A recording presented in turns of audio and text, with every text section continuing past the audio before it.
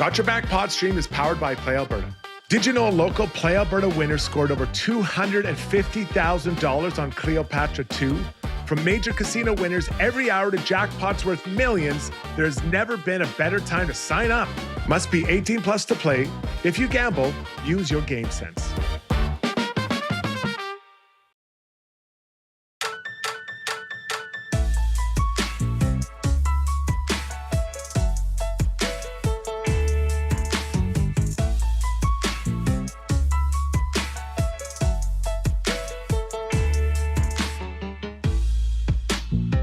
People in my life that tell me when I'm out of line. That's what these guys are for. That's what it stands for. When I'm out of line, they're going to tell me, and I'm going to do something about it. All right. Enough said. Moving on, everybody. Nothing to see here. Mike Babcock. Yes, he is back. Unapologetic, unflinching, as our title says. Interesting press conference today introducing the next head coach of the Edmonton Oilers. We got Struds on board tonight along with Zuby. We're going to break down all different angles of this thing. Hear from Stan Bowman. Had a one-on-one as well with Mike Babcock. You can see the entire thing over on tsn.ca, but we're going to give you a good piece of that tonight as well. We're going to let you hear what the head coach had to say. Going to be a great show. So much to bite into tonight. As always, it's brought to you by our title sponsor. That is Timber House Development. Look at these houses that Timber House does. Amazing. If you're tired of cookie cutter, copy and paste designs that just don't have the soul you're looking for, Timber House can help you out. Discover how naturally inspired living can make your life better. Take all the guesswork out of your infill project and work with experienced leaders. Visit timberhouse.ca. I'm coming at you from the Timber House studio out here in Sherwood Park. Discover how naturally inspired living can make your life better. As we welcome in Struds and we welcome in Zuby. Guys, we've known this was going to happen for a couple of weeks, and finally the day came today. We're going to dive into all different angles of this thing, Struds, but like straight up, man, straight up, like give me a word to describe that press conference today at Mike Babcock. Confident. Absolutely confident. I loved it. I honestly, I loved the way that he presented himself. Like there was no doubt who was in charge of that press conference. It was Mike Babcock. Yeah. Confidence was high. Love it. Zuby, voice of the fan. What say you? Well, this won't be the word that the fans are using, but the word for me was fun, because I heard Mike Babcock say things are going to be fun. It's got to be fun. And then I heard in another interview, DJ Smith say, we got to have fun. And I think this team, these guys don't strike me as the fun type, but I think that's absolutely missing from this team's game. So maybe they're going to have some fun this year.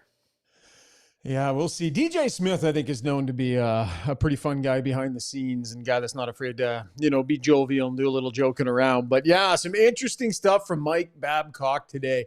If you thought that this was going to be the Mike Babcock apology tour on his way back into a National Hockey League coaching gig, you were sorely, sorely mistaken. There was none of that today. Let's get to breaking this thing down, Struds. Brought to you by the Canadian Brew House. Real fans know the move. Arrive early. Happy hour at the Canadian Brew House runs Monday to Saturday, 2 to 6 p.m., starting at $3.99. Get in, get comfy, get happy at the Canadian Brew House. Okay, Struts, I'm just going to get this out of the way because we're going to talk about lots of his different answers, and there were tons of them. And I don't know, maybe he was a little nervous or something like that. Oh my goodness, was his first answer of this press conference an absolute train wreck. Holy smokes. You've had weeks and weeks, years to think about, if somebody asks me what happened in Columbus, what am I going to say? You know that question's coming. It's obvious, right? Literally, I did like a triple take after his answer, Struds, to try and figure out how to react to what my next question was going to be. After I laid it all out, with what happened, and you said you did nothing wrong, and then the PA took a look, and you had to walk away. I couldn't believe this first answer. Mike, what happened in Columbus, and why did you choose to walk away? Well, I chose to walk away really straightforward, and I appreciate the question here. It was very evident before the year started. I hadn't benched anybody, I hadn't talked to anybody, I hadn't sat anybody out, and it was evident that we weren't together as a staff right from the get-go. My wife gave me a call and she said, it's time to get out of there. I'd been retired. I was pretty good at it. I got back to being retired. My wife gave me a call and said, time to go. No mention of anything. No mention of players or cell phones or nothing. Struds just straight up like, we weren't in alignment. My wife said, let's get out of here. I'm retired again. Like, wow. Yeah, so, the first answer, and then as he goes through it, it was clear that I think he actually was prepared because he was shutting a lot of that down. There wasn't much talk about any of it, right? And then he would kind of redirect, change the answer or whatever. A lot of, hey, that's a great question, and then kind of go on and answer it differently. Yeah. I think that he just was in like, this is, I don't really want to talk about this. And I'm gonna, say what I thought happened, from a distance, maybe not detailed, but yeah, it was he was so confident. It looked like he just stepped off the podium for winning the gold medal with Canada. Like that's how confident he was in there. And I as I was watching, I know this isn't your question. I was just thinking, the players have got to be watching this. What are they thinking? Yeah. Like, what are they trying to glean from this guy, this coach? Because he looked like he was in complete control of what he wanted to say, of how he wanted to say it, of his agenda with this team. Like agenda, I mean his thought process with this team. Like I had a lot of buddies text me saying, I actually feel pretty confident about this because he's so confident. Yeah, he definitely exudes it.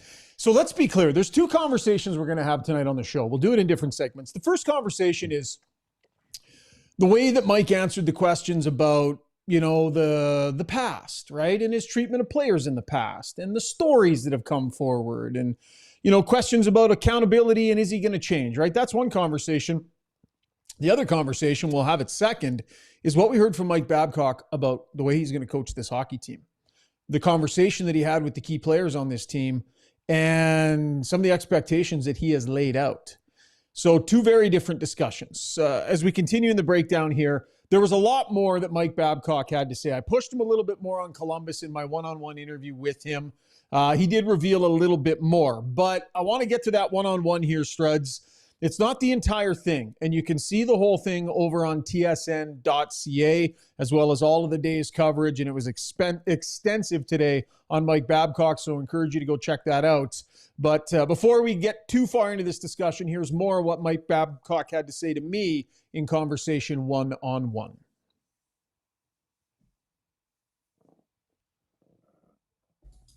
Well, Mike, we just got finished with the 45-minute press conference. A lot of stuff is covered in that press conference. We're not going to rehash all of it right now, but I think what a lot of people are wondering as they see you take this job and get back behind an NHL bench again is, does Mike Babcock feel like Mike Babcock needs to change a little bit for this to work? Do you? Well, I just think the biggest thing, when you're coaching the National Hockey League, if you don't change every year and get better, you're not coaching in the National Hockey League. I've been fortunate, was in the league for a long, long time, enjoyed retirement, have had lots of opportunity to grow and change. Am I going to make mistakes every day? Is my intent going to be kind every day? 100%.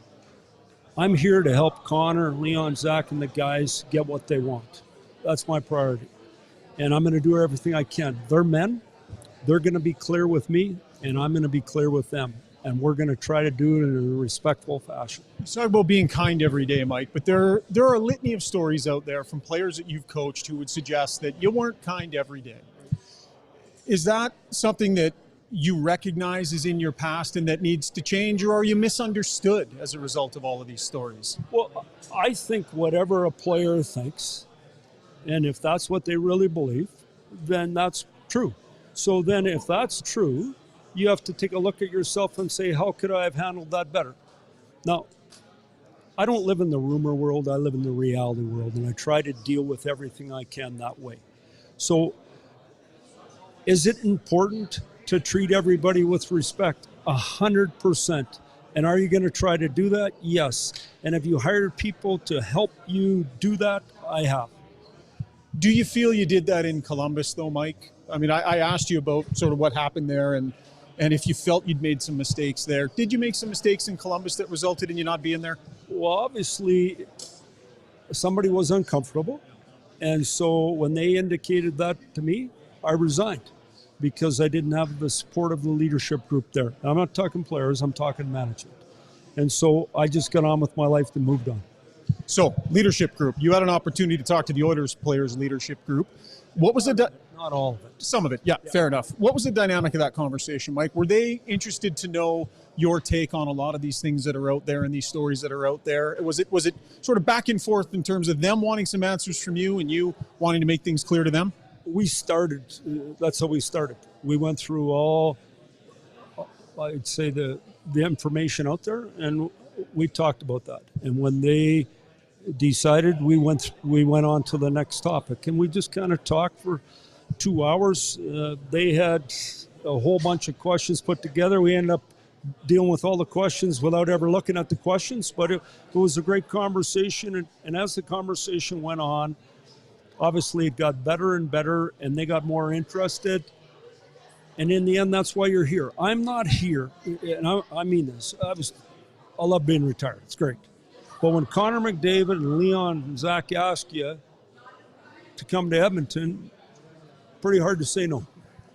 So you talk about them maybe needing to adjust things in their game and their approach to get this team over the hump. But, Austin Matthews, there were years where, the minutes were a little lower than maybe he might have liked. Or do you sense a willingness in those players to, if it's a reduction in their minutes, whatever they're being asked to do by you, that they're willing to do to get this thing over the hump? Well, I think the thing about it is if you'd had this conversation with them when they were 18 or 19, there wouldn't have been a conversation. They weren't in that spot in their life as confident men, been through it, understand it.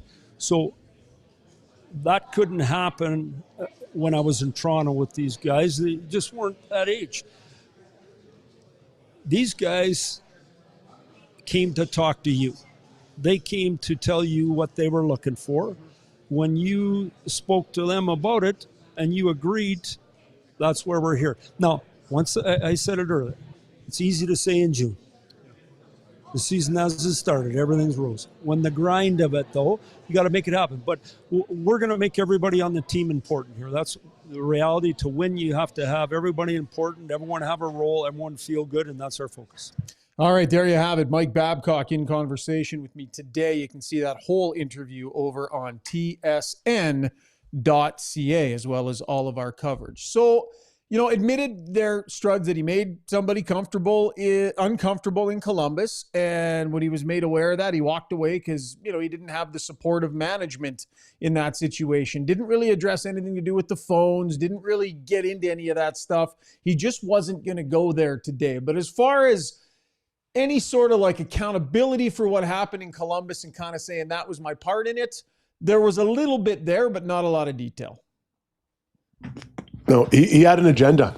He with that interview with the big group, he was not going to kind of revisit that. At least what I heard, the stuff I heard, I didn't feel like he was going to revisit it. Where you asked him when he talked about being someone who's uncomfortable, then he moved on. That was about it. Didn't get into why, who, when, nothing like that, right? So for him, he's moved on, right? He's moved on. There wasn't much talk about, does he need to amend his ways? Does thing have to change? He was pretty clear that, I was asked to come here, and I have, and I'm going to paraphrase, but he has a set of skills as a coach that these people wanted, and he's coming here to help them. And he was very clear. I forgot how confident he is. And I know I keep using that word, but I want our listeners to understand this was very unlike, think about Chris Knobloch when he was, and this isn't to compare the two coaches as far as what they've done. But when I think back to that, remember when he was asked about the assistant coaches, he looked to the GM to see, and Ken Holland answered.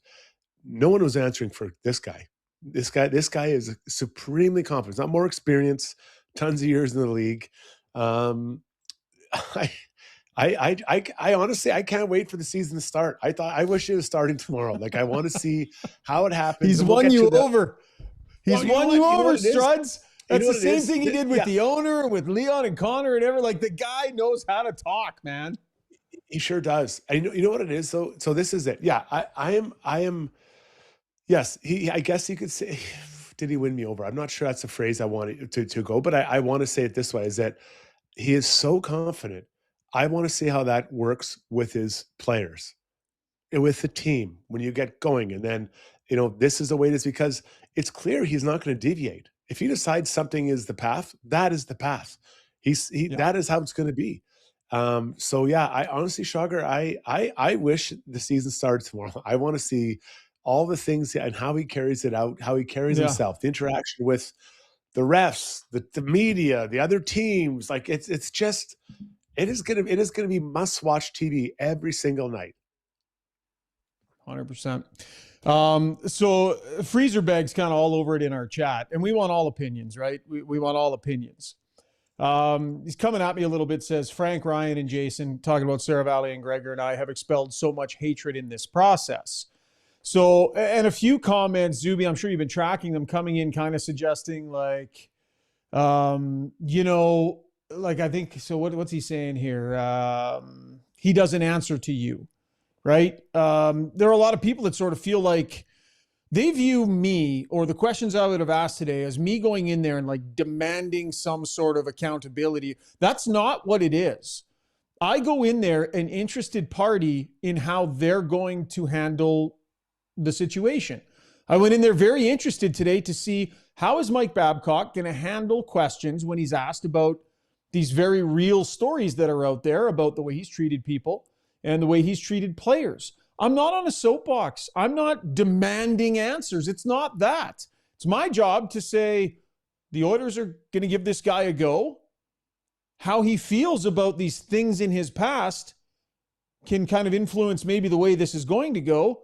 What does he have to say about this, Struds? I go in there with a genuine curiosity, but what does he have to say about his history and his reputation? And really, it's not about piling on. It's not about hatred or anything like that, Freezer. Not at all. You just have a job to do, and you just have questions to ask. And Struds, I feel like the majority of those questions that were asked in there of Mike Babcock today, he can handle them however he wants. But absolutely needed to be asked those questions today, or we're not doing our job to try and get a sense for where's this guy's head at on all these stories out there about some of the mayhem that it seems he's created. You have to ask. Yeah, so I think that there's a large segment of Oilers fans that are interested in the answer to those questions. And Babcock was not interested in answering them, right? I think that was clear. He chose, like I said, he had an agenda. This is what he's going to talk about. So I feel that I personally didn't get a lot of clarity about the way that this might be handled, or different situations might be handled, or how he's going to adjust, right? The players today, when I played, there were at times some tough words being exchanged, and that was kind of the way it was. Now it has changed away from that. So how do you handle a situation where, and he kind of said it, he goes, it's all great when we're in June and everyone's excited to be challenged. I want challenge us. Okay. So now you're challenging a guy. It's the 48th game of the year. And you're saying to a player X, doesn't matter which player, you were standing here. I want you 6 feet over here. Well, I was close. No, I don't want you close. I want you where I want you to be. And that's the type of detail that coaches like Babcock, they put out there. And I'm here for it. I think the details do matter in the game because, and I'll just explain why. So if you're 6 feet off where you're supposed to be, okay, you're pretty close, Shaugger. I get that. But when things get tight, when you get into pressure situations, when you're playing in a game 7, now maybe that's 12 feet. And guess what? Boom, that's a goal, right? So you have to be exactly where I need you to be at all times. And it's more the defensive zone I think we're talking about here, Shaugger, and in that specific thing. But details do matter. But he's going to be so hard on those guys to get that in there. But it's not just him. It'll be the assistant coaches. There'll be no gray area. When I tell you to be somewhere, you're there. And how does that feel? How do guys, when he yells down the bench at Connor McDavid to be there, how's that response going to be? And I don't think any of that, Struds, there's nobody that has an issue with that. I don't think there's anybody that has an issue with him being stern with guys, being firm with guys, being a bit of a prick and getting his message across sometimes and being sharp and snapping guys to attention. I mean, I think that's just all part of a competitive environment, but the stories that have been public about Mike Babcock, a lot of them are taking it further than that, right? And that's why there were some questions that had to be asked of him today. And, he chose to handle them how he chose to handle them. Stan Bowman was asked some questions about, how do you know this is going to be different? He said a lot of the right things going into Columbus, didn't even get onto the bench. As we get to Stan Bowman here, talking about, what was said there today didn't really matter. But to your point, Struds, from a few days ago, it's about what happens moving forward. Here's the general manager. Really what matters is our actions, not so much. I mean, our words matter as well, but I think everyone here who's skeptical, they want to see what actually happens and how we interact with our players. And that matters to me. And we've had great conversations, been very open, clear, explicit about what we expect. There's nothing wrong with holding players accountable for their performance, but also doing it in a way that's respectful, and that's what we expect here. So, okay, so made the expectations clear about the way they want their players to be treated. And like Stan said today, I did a one-on-one with Stan too, and he kind of said, I don't want to spend a lot of time on the past. Our expectations are clear on what we want moving forward. And that's an ideal world, Struds. I wouldn't want to talk about the past either if I was hiring Mike Babcock. But sometimes the past can inform what the future might hold. And so they're banking that, whether he's changed or not, Struds, and it doesn't sound like he has or felt he needed to, he just needs to avoid stepping on the landmine that has this thing go boom before he can get some really good quality coaching done. You know what I'm saying? It doesn't sound like he feels he needs to operate a lot different than he has in the past. So he just needs to avoid stepping on that big one. So who's the watchdog, right? And I'm interested. So who's the gatekeeper of that? DJ Smith spoke a little bit at the press conference, and I got this sense that he was like, I'm not afraid to stand up or say if Mike's wrong. Okay, I think that's great. I mean, he knows them as well as anyone, right? As an assistant coach, that is. Or as a co-coach or whatever you want to call it. Do the players have to, at times say, hey man, that's enough, and lean in there for their players if it does get past the level of acceptance in treating players. But I'm interested, who is it, right? Who is that guy? Is it Zach Hyman? Maybe the most level-headed guy in that dressing room. Is it a trusted veteran like Ekholm, like that? Someone has to, you don't have to appoint him. It's not like you need a parent liaison like you do for your kids' sports. But, if someone's got to be watching, right? And monitoring that. For sure. And, McDavid and company, knowing what players have suggested in the past, knowing these stories, grilled Babcock about some of this stuff, and I think came out the other side feeling, okay about it and feeling like they heard what they needed to hear. And so they're green lighting this. Babs is their new head coach. And if there are issues in the room, they now need to be able to, be confident enough to stand up and go, no, that's not going to work, Mike. Or to your point, Struds, the way it goes sometimes. Hey, we got it from here. We're good, right? Find that way of doing that. Mike Babcock might not be the easiest guy to handle that. He's got confidence and gravitas, to overuse that word some more, but it's going to have to happen, right? And if it does, it does. And Babcock even admitted today, hey, there's going to be battles. Sometimes I make someone mad. They'll have to talk to me about it. I'll listen. I might make them mad. That's all part of it. So I think, he's open to the idea that it's supposed to be like that a little bit. And that's part of the process. And it sounds, Struds, like the players are very much inviting that in to this situation.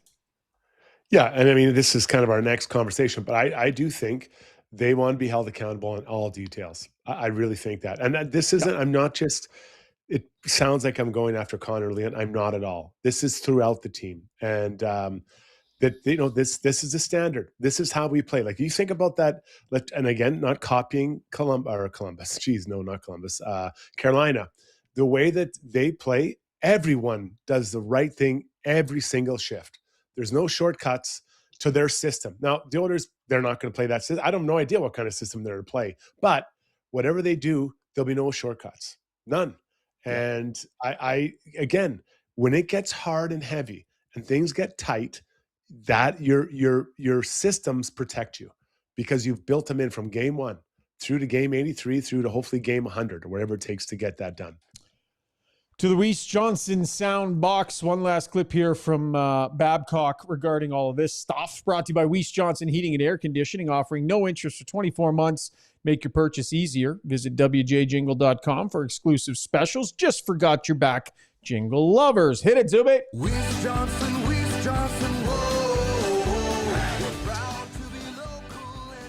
One of the other things Mike Babcock did acknowledge at today's press conference is, hey, sometimes he's got to work on that tone a little bit.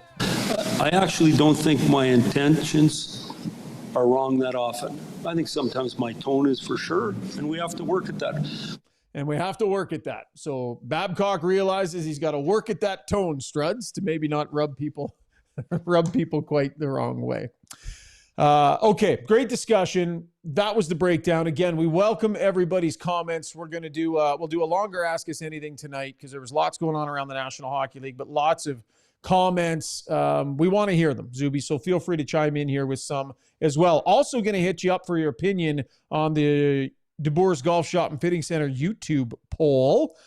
New shoes, a fresh shirt, some fitted equipment, whatever your game needs, go check out DeBoer's. See Scott, TJ, Steve. They'll get you dialed in this season. Visit DeBoersGolf.com. Zuby, what do we got tonight? Okay, so the DeBoer's Golf Shop and Fitting Center YouTube poll tonight is, how are you feeling after listening to Mike Babcock today? The options are, I'm fired up. Second option is still in wait and see mode. The third option is didn't love the deflecting. And the fourth option is this will not end well. Okay, there you go. 4 very distinct options, and we'll revisit that coming up a little bit later on in the show. LT Bookman says, Ryan, I think the issue a lot of fans have is most of the reporters asked about the past and didn't ask a single hockey-related question. Yes, the bulk of the main press conference was about that. But what I would say to you, LT, is that we have an entire season to talk lots of hockey with Mike Babcock. The conversation is going to shift, and it's going to be about the power. Struds and I are about to shift it right now. There were some hockey questions asked, but I do think that the group felt there was a certain amount of content that we needed to work our way through with Babcock and just see what he had to say about some of these things. And so, yeah, it was heavily skewed towards that content today. That was today. This was day one. And those questions about hockey and those discussions about hockey are coming. Let's have one right now. Let's get to our takeaways, brought to you by Chandos Construction. They take on complex project with teams who know their work inside and out. From the site to the office, their people are trusted to get the job done right. If you're looking for a place where your experience matters, go to chandos.com/apply. All that stuff, other stuff aside, Struds, let's talk about the hockey aspects of what we saw. I have to say, I think he was bang on today in a number of things that he said and a number of ways he went about it. Because not only did Mike Babcock establish that things need to be different around here, he established that the big boys agree and have asked me to do it. He is as empowered as any coach has been in their time in this city to make fundamental change to the way these guys are deployed and used, Struds. From a hockey standpoint, I thought a lot of this was bang on. You? Yeah, he didn't get into a ton, but I thought he was very clear when he talked about things. And just how it relates to, the top guys, to the whole team, defined roles. And this is something we've talked about on this podcast before, right? And then, others doing a lot of, not doing much, and some guys playing a ton, and it's not always ice time, it's the time of the ice time, the quality of the ice time, all that kind of stuff. So that's really when I talk about I can't wait for the season to start. I want to see this. I want to see this experiment play out in real time. Unfortunately, Shaugger, I've got to wait 4 months or 3 months, whatever the math is. 4 months. Yes, we do. Yeah, it's going to be, well, lots to talk about between now and the end of after July 1st. And then, of course, we'll have a good month before the regular season starts as well. Let's hear a little bit more about what they are saying. A theme was spreading the ice time around a little bit, getting more guys involved. A couple of these clips are a little bit longer, so kind of bear with us, but I think they matter. Here's Mike Babcock, basically at the idea that, those guys maybe won't score as many points, but play in a different way. And what their understanding is of how that's going to work. To change the way those players play. I mean, do they have to suddenly start checking as opposed to getting 130 points, or what has to change? I don't know if you ever heard of this guy named Steve Yzerman. Played in the league for a long, long time. Scored tons and tons and tons of points. And then a gentleman named Scotty Bowman came there. Didn't score quite as many points, but won 3 Stanley Cups. Stevie's a good friend of mine. He'd tell you in a second. He'd rather win the Cups. We're not asking him to score less. We're asking him to do things right, to make everyone else on the team important, and play in a different, not different than their game, but in a different way in some details of the game. I've walked through this in detail with them. They say they're in. That last piece of it, Struds, they say they're in. I mean, that right there is license for him to do what he's got to do. Again, he's going to do what he thinks is the right way. And there's no other way. There will not be compromise. This is the way. And I've talked to some people who've been coached by him.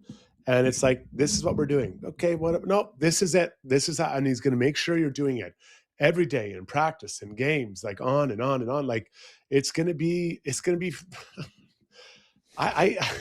really interesting to see how it plays out because, one of the things that makes Oilers so great is their superpower top end players.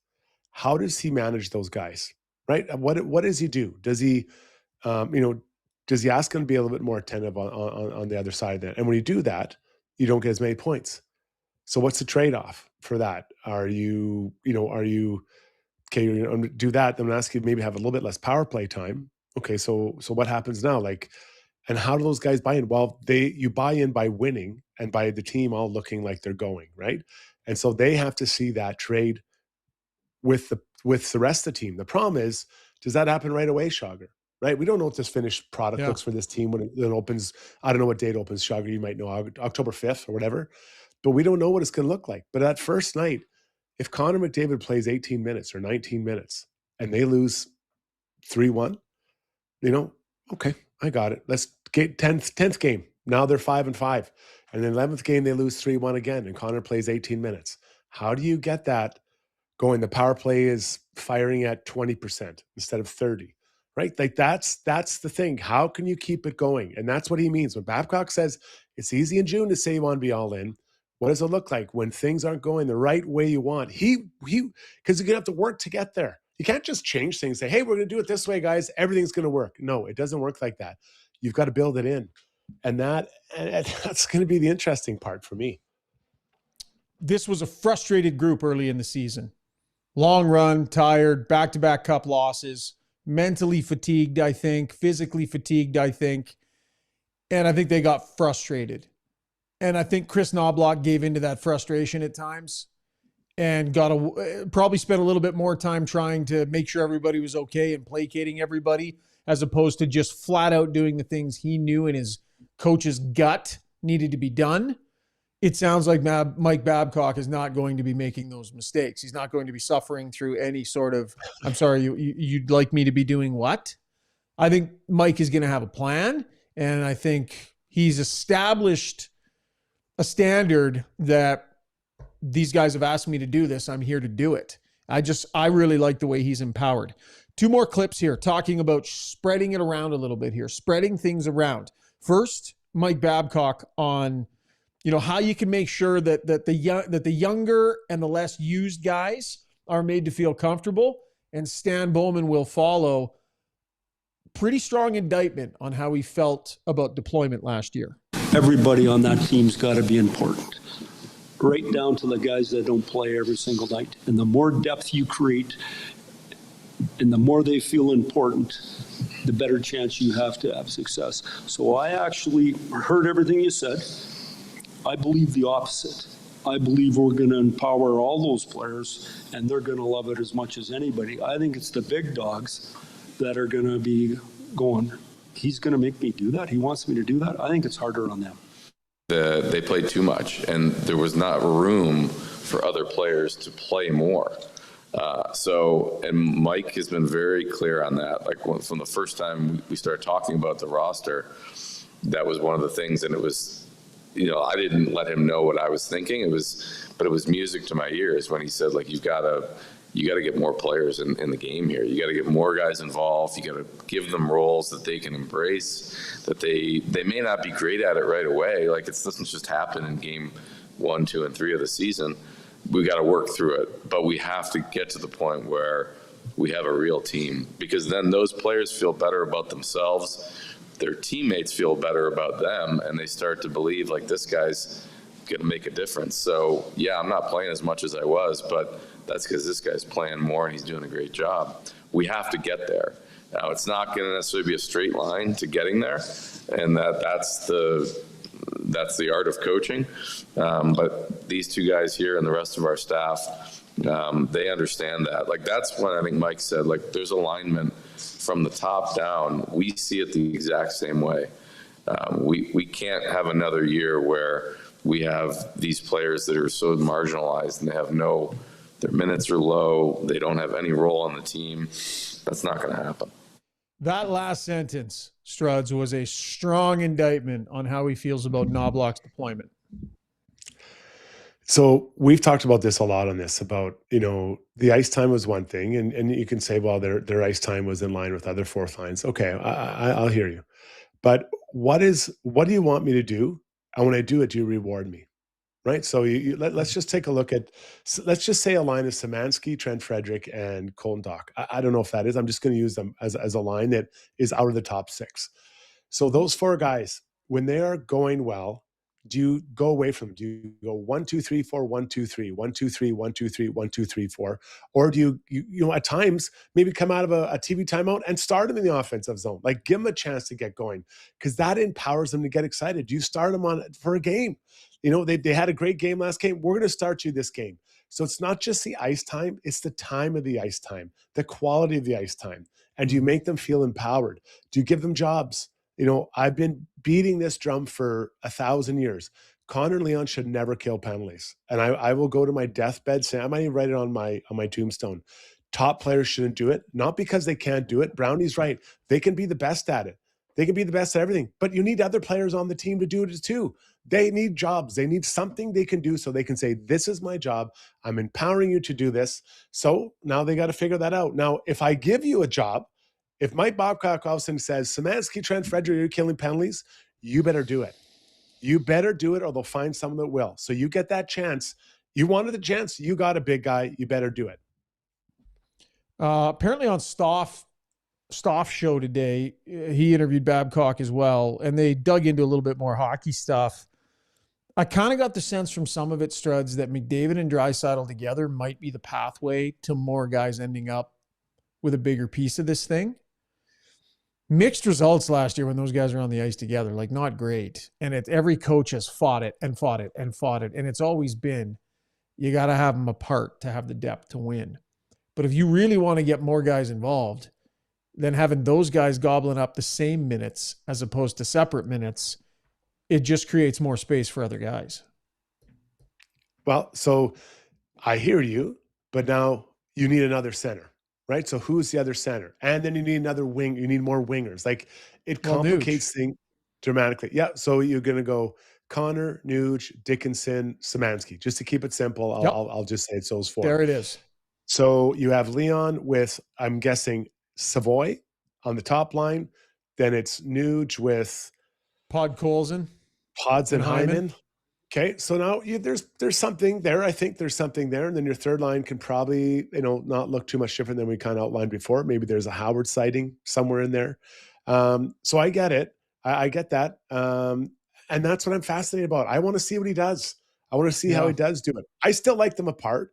I get it. I like them apart, but this guy has a fresh look. He's been watching hockey. He talked about today. He was watching other hockey. He was helping his son out in different things. So he's on it. So I want to see what he does. I'm fascinated. I'm also fascinated about what kind of player he requests, either through trade or through free agency. Yeah, what he feels needs to be added. Let's look a little bit about deployment of Austin Matthews in our Crunching the Numbers tonight, brought to you by McDonald's. Cone season has arrived, which means you can treat yourself to a delicious vanilla cone for just $1 plus tax. Struddy's fired up about this one. Exclusively in the McDonald's app, or drop in and turn up the flavor with a fudge caramel or strawberry sundae. Only $2.19 plus tax all summer long, and only at McDonald's. Struddy's favorite way to cool down on a hot day after shooting 89 out at the home course. Austin Matthews' deployment under Mike Babcock. It was earlier on in his career, but like 1738, 1808, and 1718.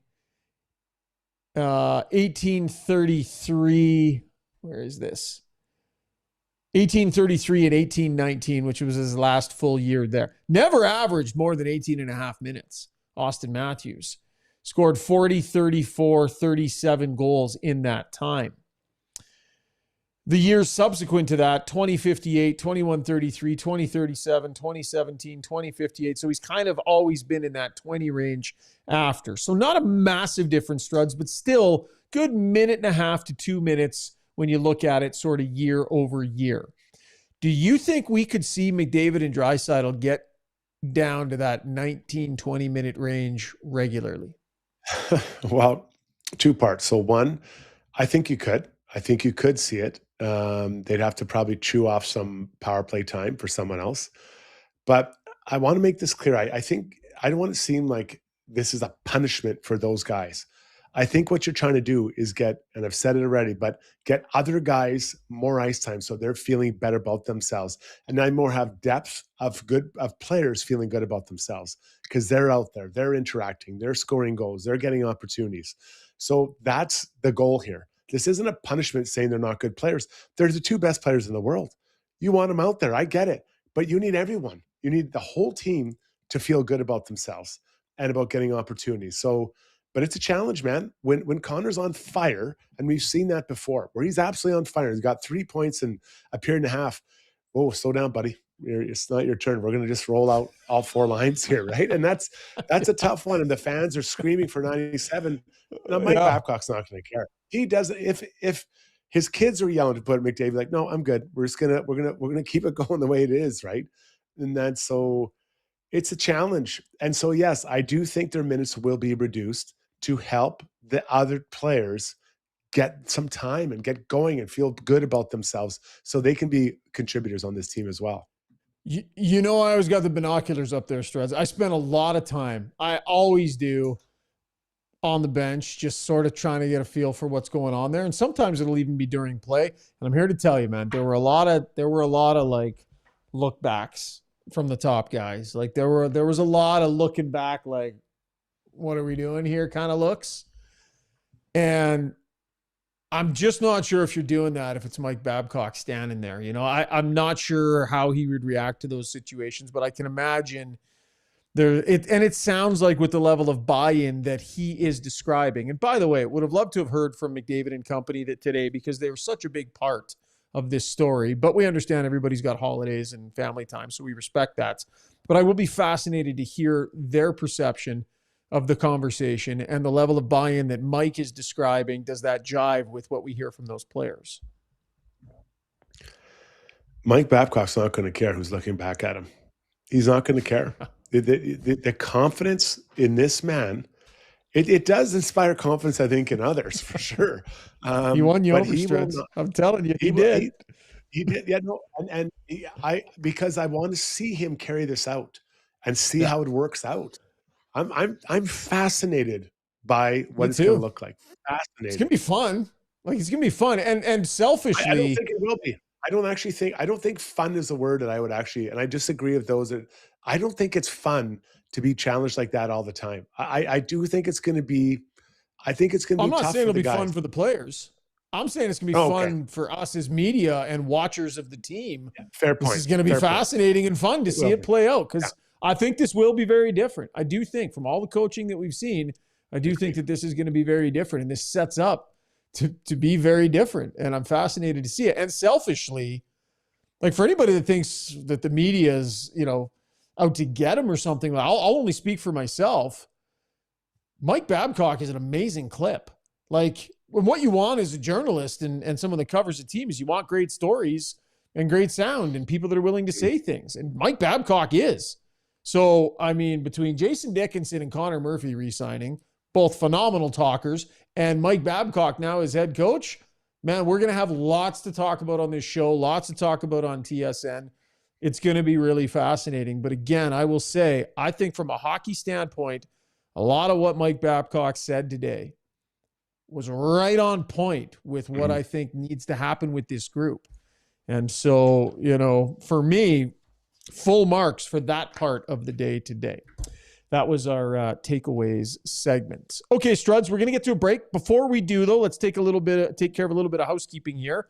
Want to get our storylines out there, brought to you by Play Alberta, the only app in the province that puts all revenue directly back into supporting programs that service Albertans that they rely on every day, some of those services. So if you're playing exclusive casino games, betting on your favorite sports around the world, or buying tickets, it's making a difference at home. Visit playalberta.ca/GYB to learn some more. Zuby, what do we got for a storyline today, pal? We're going with Mark Killam and the 2-0 Edmonton Elks going into Winnipeg on Thursday. Now I want to say if they're 3-0, we're going to hit on this anyway. I didn't take them to go 3-0. I took them with the 3-point spread. So they can win or just lose and they'll come through for people. But nice start for the Elks. It's looking like a big improvement so far. And hope for good things for them. So that's Elks +3 on Thursday at Winnipeg. All right, you can check that action out over on the Play Alberta app. You just got to look for the Got Your Back Specials tab there, and you can see all that. But good start for them, Struds. Been a little while since they've been off to a season with this type of optimism. Yeah, I think it's huge for the fan base, and they're trying to recreate, or recapture fans, I think is a better way of saying it. But I think I say this all due respect to all the Elks fans out there, I think it's more important for the players in that room because now they're like, guys, we're 2-0. And that second game was a real nail biter, right? Against a really good quarterback who hadn't lost. So now, the belief is starting in that dressing room. And I think that's really important because they think they're a good team, but you look up and you're 2-0, you probably know you are or can be. All right, that is our storylines brought to you by Play Alberta. When we come back, core adjustments. There's one core adjustment. We've touched on it a little bit, but I want to dig into what it could look like. The power play or the power plays, plural. We'll dig into that coming up next on Got Your Back. Plus, we got Brownie Points, we got Struddy's World, and Ask Us Anything as well. Stay tuned. Riverside Motorsports is your ultimate multi-brand dealer. With a massive lineup of motorcycles, ATVs, side-by-sides, snow bikes, e-bikes, and snowmobiles, all under one roof. With Alberta's best selection, a huge parts and accessories inventory, and a fully certified service department, Riverside has everything you need to ride.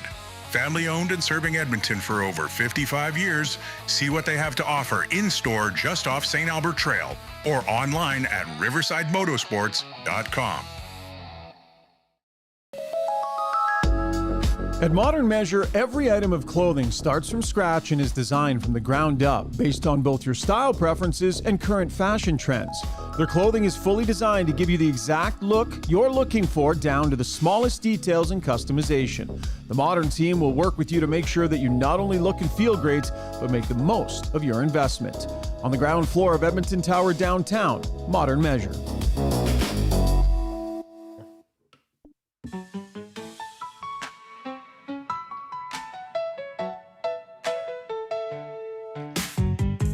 Rolling right along here on Got Your Back, presented by Timber Hoss. Time for our core adjustments right now from HSE Core Services. From creating and managing safety programs to audits and required contractor registries, they keep your business compliant so you can keep on working. Sign up for health and safety program management services. Get your first month free. Visit www.hsecor.com. All right, Struds, 2 power plays. This will be titillating for you because we all know how you felt about this discussion. Is this going to be a new era of power play ice time distribution for the Edmonton Oilers, or shall Connor and Leon continue to eat up $1.30, $1.40, $1.50, or heaven forbid the full 2 minutes of power plays? DJ Smith, I think Zuby talked a little bit about it with Stoff today about that idea.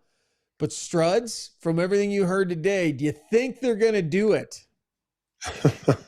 Well, I mean, I've been beating this drum for a long time. And I'll repeat myself. It's not that they're not getting it done. That's not the issue. It's that others aren't getting a chance to get points. And I can't tell you, well, I never really scored, but Rob Brown could tell you that if you want me to be offensive, but you don't put me in offensive situations, it's pretty hard for me to find my mojo.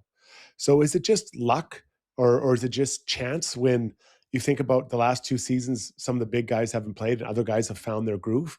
No, because they're getting a chance to be out there in those moments. So can you carve off power play time from the big guys to help the team, that the team be better? Doesn't mean they're going to win more, at least in the short term, but to help those guys feel their game, I think you need to. This is what I can't wait to see. The first game, 1 minute in, the first power play unit doesn't score. All of a sudden you roll out, Dickinson, Howard, Savoy with Wallman and Todd Colson.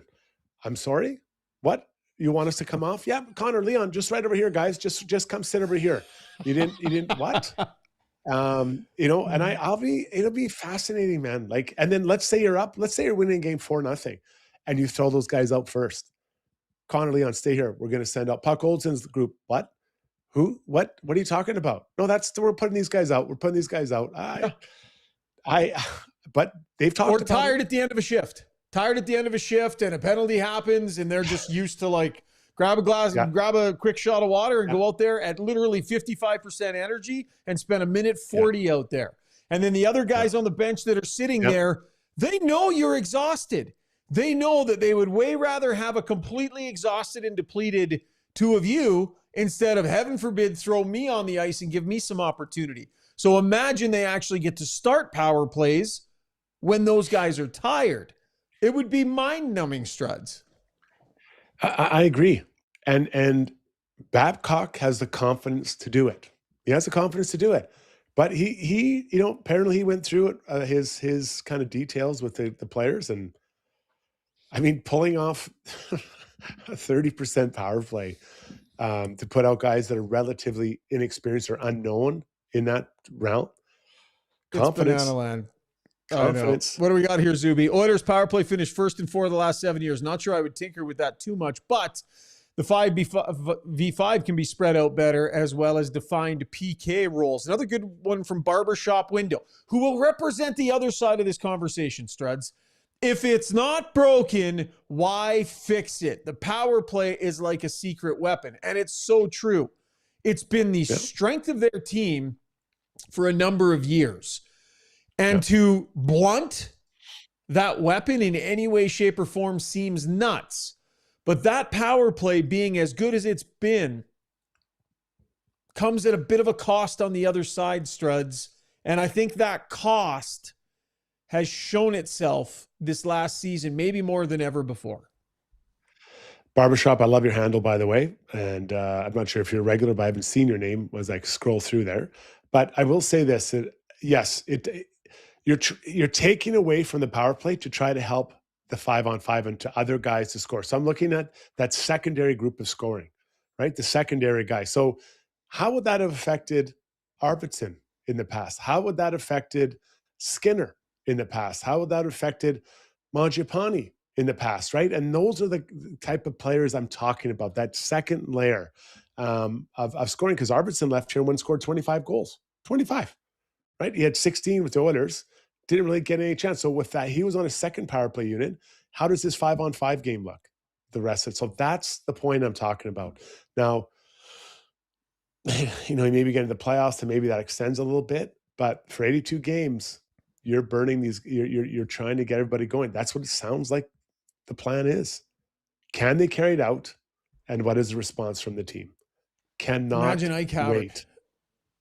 Yeah, I'm with you. Imagine Ike Howard knocks it out of the park in the minors, gets called up to the Oilers, player of the month in the AHL, and first practice steps out on the ice wearing the same color sweater as Leon Draisaitl. And in the first game he plays, steps out on the ice on the second unit power play with some opportunity and some offensive touches and some good things happen, right? It is desolate opportunity-wise for the secondary guys on this team when it comes to power play opportunity and, for some of them, opportunity beside McDavid and Draisaitl. And whether that fundamentally changes or not under Mike Babcock, under DJ Smith, McFarland remains. We shall see. Cleaning up another little bit of news from today. Paul Coffey's not going to be back behind the bench. Stan Bowman clarified that with me. Obviously, will play a significant part in the organization and will probably be around Struds, but no Paul Coffey on the bench for this upcoming season. Yeah, you never got the sense that he wanted to really be there, and I think he was doing it because he was trying to help the team. To DJ Smith, I think let's just touch on that for a second. This guy's been in the NHL for like 12 years as a coach, at times as a head coach, times as assistant coach. He has unique kind of situation where he's been assistant coach for Babcock before. He understands how he's wired, what he's trying to do. I think the Oilers hit a big home run with this guy, and he does bring energy. Even in the press conference, you can see let me just weigh in here. Babcock is standing over and like, let me just weigh in here. And I bet you the whole room's like, what? Like, you're an assistant coach. Well, actually associate coach. So I think he's gonna bring some juice to that dressing room, right? I think he's a talker. The guys I talked to, he's got really good energy. He communicates with the players really well.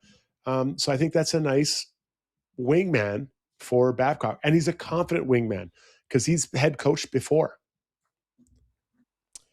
Paul McFarland remains and sounds like we'll continue to work on the power play, though obviously Babcock will have his hand in that quite a bit. Has some experience coaching with Mike. Was there the last year, I believe, that Babcock was in Toronto.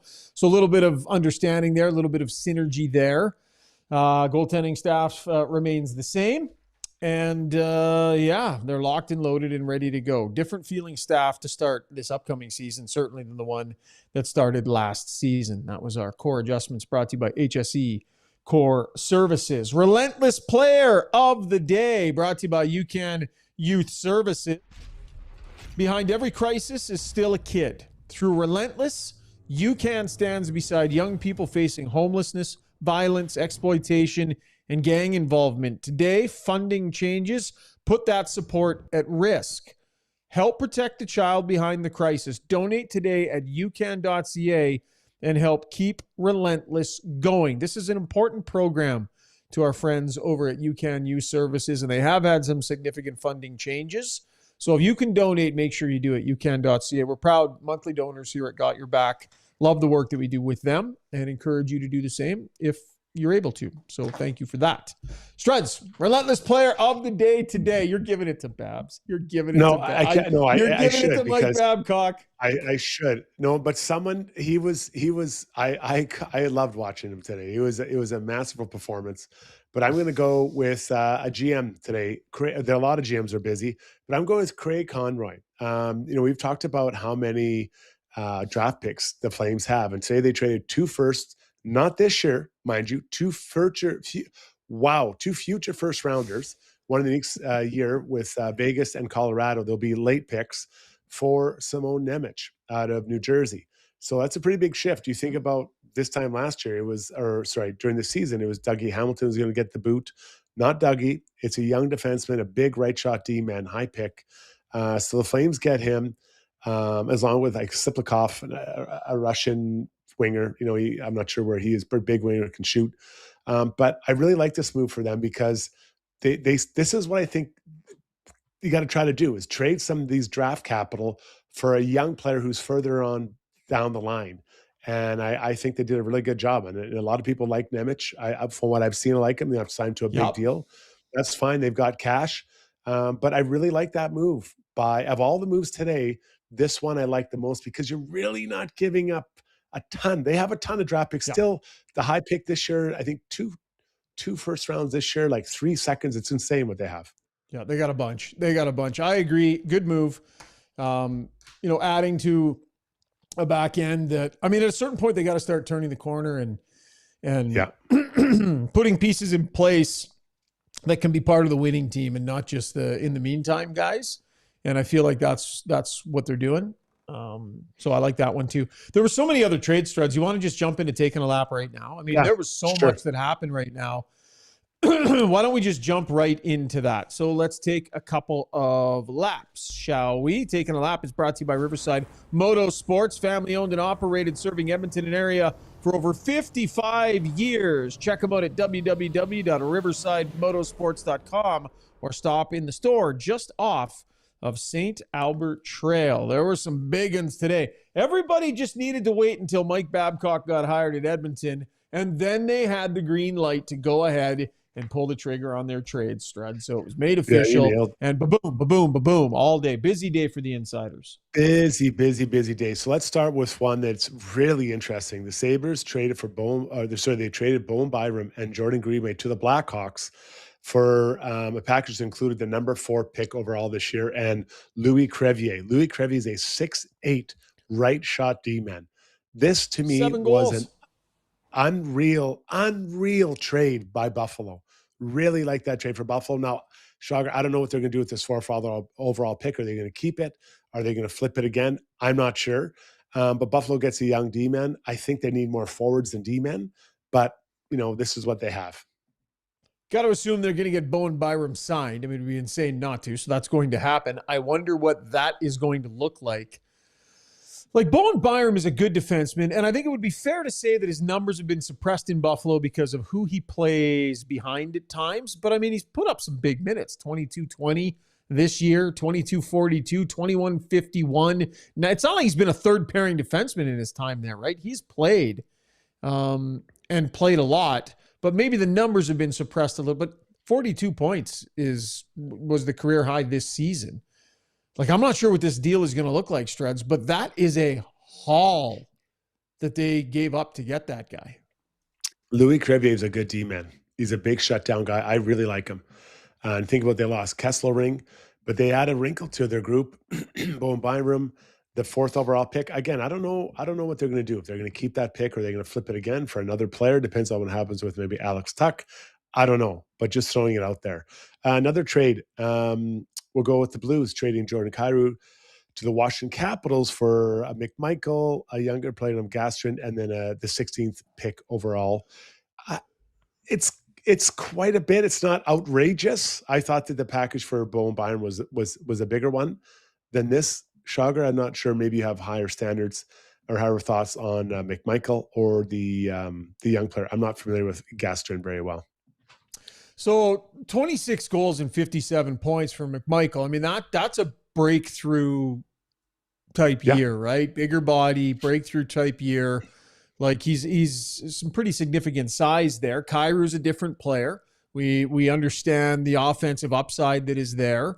You always wonder when a team is moving on from a guy like that. I think the contract maybe is a bit of an issue there too, but McMichael had a breakout year, and I think that matters. This one, I think, probably resonated. I don't know, Zuby, you tell me.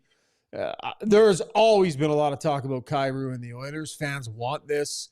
They felt like, is there a trade for Nurse? Is there? He's a name that I've seen mentioned all over the place. So I'm not sure if there was a little sting there in Oiler fandom land today. Yeah, I think so. I think it sounds like maybe Robert Thomas isn't moving anymore. I think people were thinking about him as a center as well as being maybe even more attractive of the two. But Kyrou's name was certainly around. I haven't seen too many people specific. There's too much going on to be upset. They have other things to be upset about today, apparently. Yeah, that's a big. Sorry, go ahead. No, you go. Stoff also dropped something about Connor Ingram in Ottawa today. I don't know exactly what was said, but I've seen a few people mention it on the stream. I'm not hearing anything about Ingram surrounding the Oilers here, Strud. So unless something happens kind of late in the day here, my sense is they're going to be moving on or looking for a different solution in net. I'm really going to be interested to see like what this goaltending situation ends up looking like. Like really, they really are going to, this is one area where, Mike Babcock can be a better coach and the players can be in a better headspace and ice distribution and all that stuff. All of that can be better, but they got a problem in net here that's got to get addressed. It's a big one. And finally, San Jose Sharks acquire another really high pick, the 9th overall pick that Ottawa got from Florida for the Brady Tkachuk trade. They get that for William Eklund, a young player for them. He's got a high motor, smart player. I'm guessing he plays beside Stützle, and Ottawa also got a couple of youngish prospects, a Finn and then Brandon Sabota, who's still in college. So they now have the 4th and the 9th pick overall. Yeah, so, I got to say, Struds, I paid attention to some stuff out of Ottawa today. That trade landed with a bit of a thud in Ottawa, hey? Yeah, I mean, listen, they don't get to see how many Ottawa Senators fans really stay up to watch that guy. He's smart. This is my impression of him. That's smart, good motor. I think there's more offense maybe than he's shown. So let's leave it and see what happens. But I mean, they've got. I mean, Steve Stales, he said he's not going to let his team drop off. They had to find players, not find players. But they have to make moves of these draft picks to add. All right, lots of action, and we think there's going to be lots more in the next few days as well. So we'll keep an eye on things. It's going to be an interesting lead into the draft and into free agency as well. That's Taking a Lap, brought to you by Riverside Motorsports. All right, going to take a break. When we come back, we'll get to Brownie Points, Struddy's World, and Ask Us Anything. Send your questions in on the stream. We'll get to that coming up in just a little bit. Stay with us here and Got Your Back, presented by Timberhouse Developments. Mainline Water and Sewer specializes in sewer line repair and replacement using advanced trenchless methods for fast, clean results. They provide detailed sewer assessments and scoping to identify problems before they become costly. Serving both residential and commercial properties, no job is too big or too small, and with over 40 years of experience, they've seen it all. Trust Mainline to keep your lines flowing smoothly.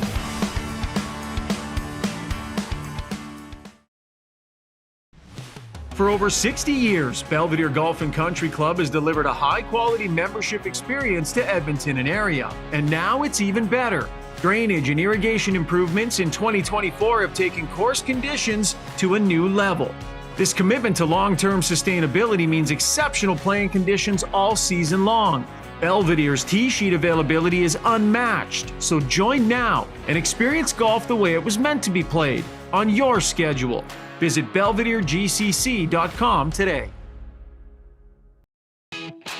Looking for a summer camp that actually helps your player improve? Fundamentals Hockey is running weekday camps from July 27th to the end of August with a full variety of programs available for all ages.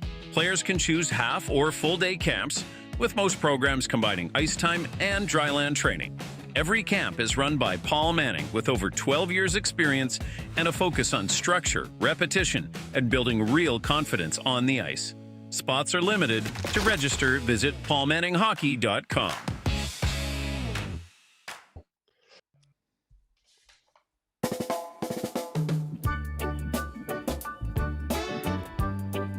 We don't have the man on the show tonight, but the segment lives on. How couldn't it? It is Brownie Points, presented by the Alberta Ram Dealers. The 4x4 winter event continues at your Alberta Ram dealer.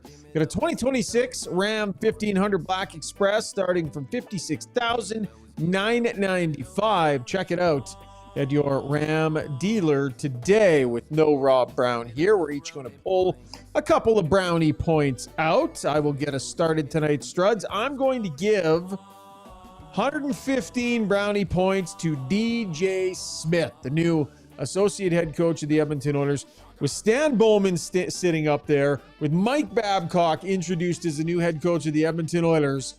There was a very good chance that DJ Smith was not going to get asked a single question today And that's no disrespect to him. You only get so many questions, and there's so much content to get through. But he jumped out in front of that, Struds. You made the point. He got in there, had his say. I thought what he said was good. So good on DJ Smith for taking the bull by the horns and hopping in today. You go, Zoobs. I'm in a bad mood, so I'm going to take brownie points away. I'm going to take 3 brownie points away from Jay's starting pitcher, Shane Bieber, the Biebs. He's coming back from injury.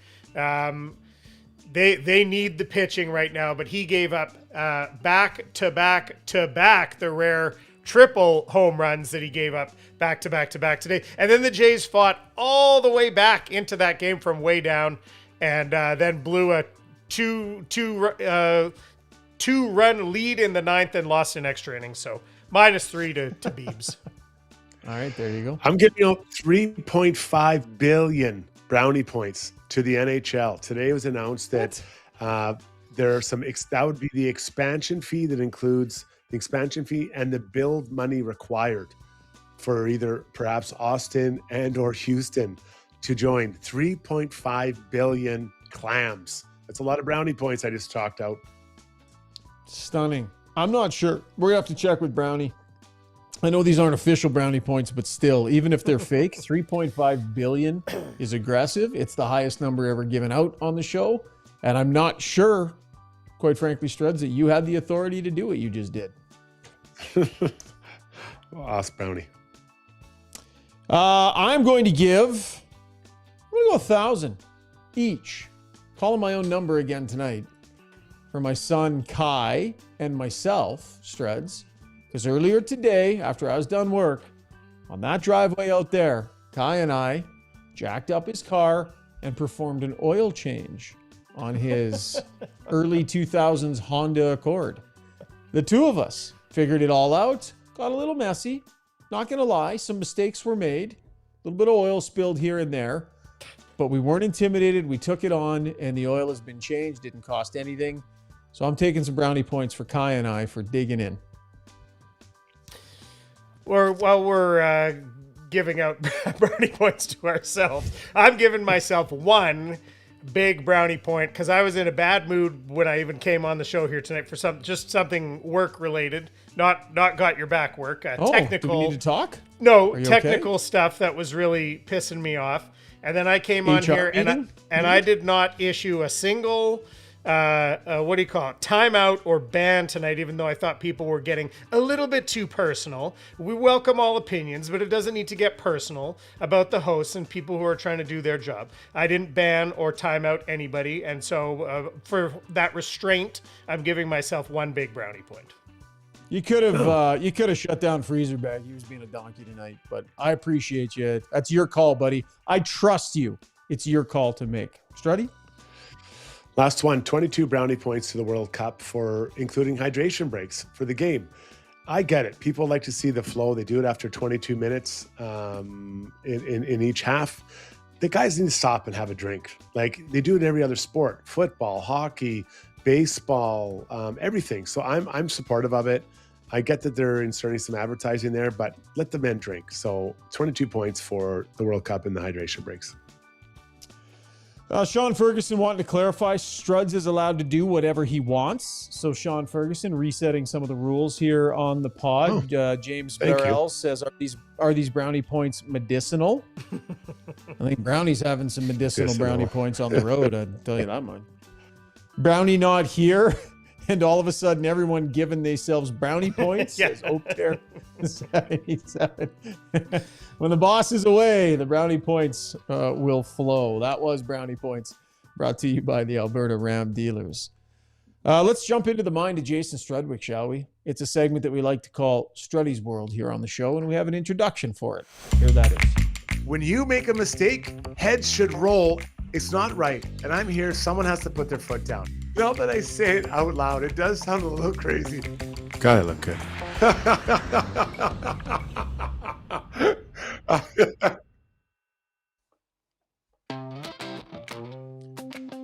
It is Struddy's world. We're all just living in it. It's brought to you by Body Realty at Royal LePage AR Team Realty. Buying a home's a big decision, and the team at Body will guide you through the complex process with expertise and with care, providing unwavering support even after the keys are handed over. Visit bodyrealty.com. That's BHATTI Realty.com. Struds, what do you got for us tonight? If you squint, you can see the Flames coming together. I follow this team, the Flames, as closely as any other team in the NHL. Let's look at their back end. After the trade today, their back end can be Kevin Ball with Whitecloud. Then the right side, you have Nemec, who they just got from Devils, will sign an extension, sounds like. Then Zane Parekh. So again, their right side is Whitecloud, Nemec, Parekh. I like that mix. On the other side, you got Kevin Ball and Olimata, who's, a holder, bit of placeholder, Kuznetsov. So they have work to do, but they have three right shot defensemen, boys, that I like the mix of. They're all different. They can all create some offense, some more than others on that right side. You need to find a couple other lefty. There might be something there. They got their goalie, Squint, and the Flames are starting to round into something that's off the bottom of the ocean floor. I don't disagree with you. I like some of the moves that they've made. I thought that Zach Whitecloud acquisition too, like for where they were at, it was at a time when they were just, it was like player after player after player on the way out. But they found a way to get a player back, Struds, that I think is actually going to be part of this when they do start to turn the corner. I think he's the right person. I think he's the right player. And I think that was kind of a sneaky good, yes, it was a subtraction in that deal, but there was an addition there that I thought was kind of sneaky good by them. Yeah, so the move that brought them Whitecloud also brought them a pick that was used to add another right shot defenseman. So it had three right shot defensemen. Now, Zane Parex's not finished. Simone Nemec isn't fixed. But imagine what those guys might look like in 2 years, right? In 2 years, what does that back end look like? And their goalie. They add maybe another left shot defenseman that's a bigger body. I don't know. I'm not saying their rebuild is over. I don't want to get ahead of myself. But I like what they're doing. They're being strategic, and they still have, I think 7 picks in the first 3 rounds this year. Do they take all those picks? I doubt it. I bet you they make a trade somewhere in there. Would you agree they're set in net? Like Wolf and Cooley? Absolutely. Absolutely. Like so that's their spine, right? You're talking about the D taking shape, some work to do, and the goaltending squared away. And I don't think any of that's going anywhere anytime soon. So it's a build, but there's a bit of a base there, Struds. This is not a temporary build. No, and I'm going to put a name out there. I think they're going to sign. What's the big left shot D-man that was in Seattle? His sister's a swimmer. Alexiak. Alexiak. Alexiak. I think I bet you they signed Jamie Alexiak this offseason. I have no insider knowledge at all, but just watch. I bet you that's a guy they sign. I'll hang up and listen and see if it happens in 10 days. That's interesting. You don't drop many little nuggets like that out there, Struds. And no insider information. I mean, none. Your former teammate is the head coach there. He is a guy that, He doesn't even answer my texts. He's not going to tell me anything that's going on out there. But listen, it makes sense. You need a bigger body. Maybe he plays beside Zane Parekh or beside Nemec, and he's a veteran player. Let's watch. Let's just see. I bet you that's a guy. All right. That was Struddy's World. Hold on. How am I supposed to use this, guys? How am I supposed to make a promo trolling Flames fans about you guys talking nicely about what the Flames are doing and that you like the Flames podcasts are all they do is promote hate for the Oilers. No. We got to do something else. What's his name? Dustin Wolf for sure is leaving after this contract's up. He'll be gone. No way he's going to want to stay in Calgary. We got to fan the Flames, as it were. This is being too nice, guys. We're not playing that way, Zuby. I know. Struds, we don't play that way here on Got Your Back, man. We're not worried about going viral, man. I'm not.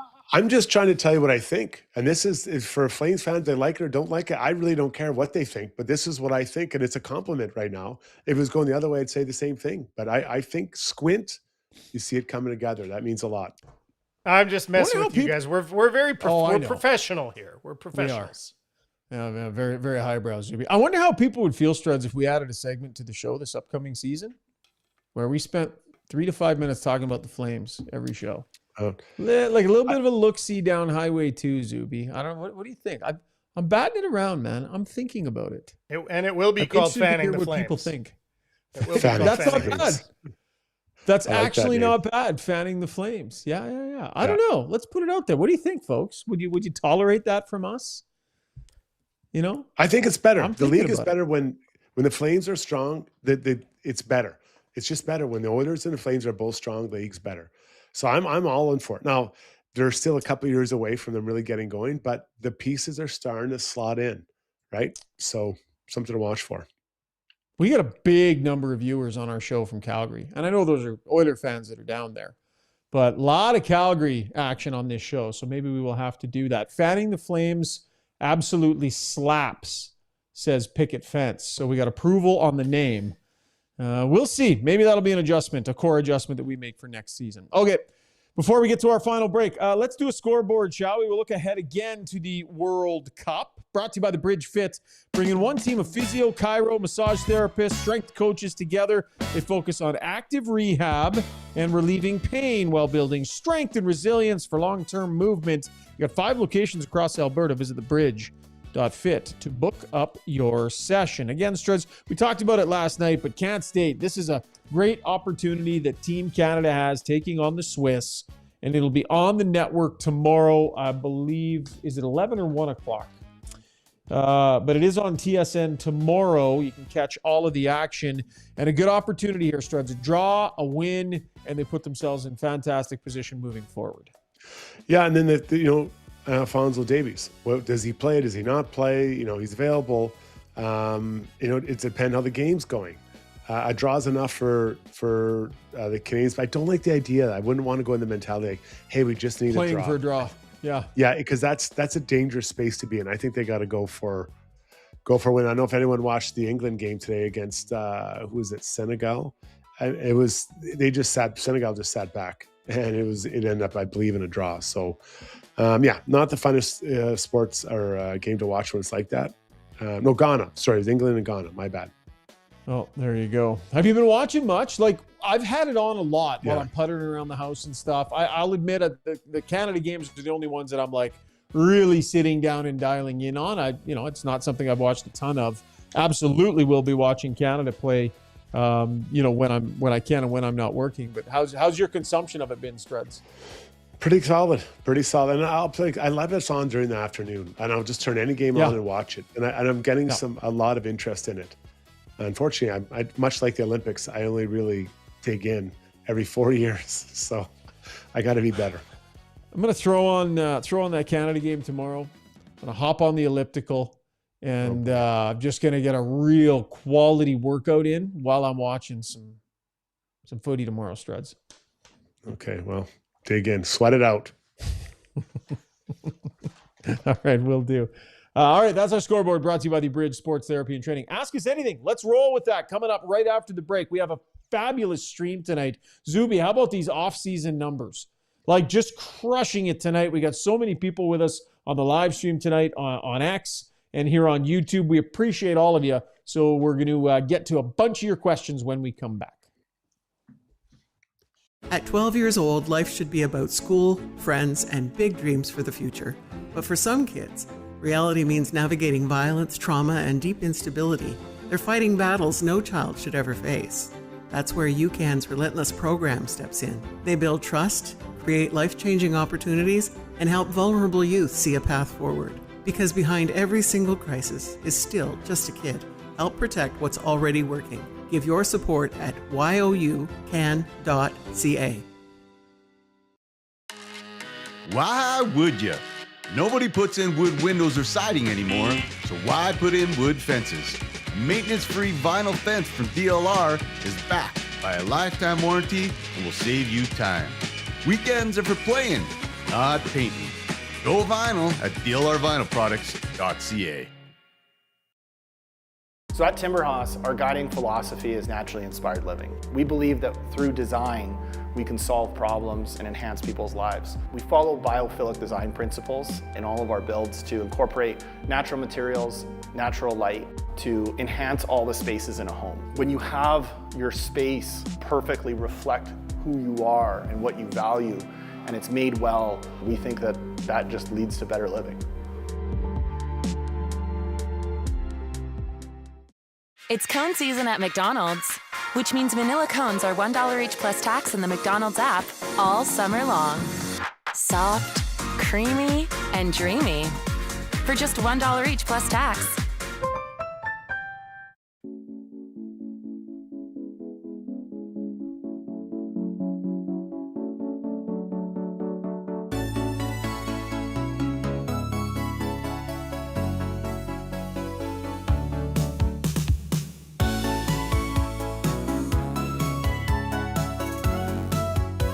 This is the part of the show where you get to ask us anything you want. Presented by Bernie's Electric Supply. To celebrate their 50th anniversary, BJ Electric is operating as Bernie's Electric Supply now. The name change a tribute to their founder, Bernie Joseph Thompson. Their ownership structure, people, commitment, all remains the same. They continue to be your supplier for all things electrical. Visit bernieselectric.ca. Zuby. Okay, we'll wrap up this poll question quickly. The DeBoer's Golf Shop and Fitting Center YouTube poll question tonight was, how are you feeling after listening to Mike Babcock today? Still in wait and see mode, 39%. I'm fired up, 35%. So I'm fired up right there with the people still in wait and see mode.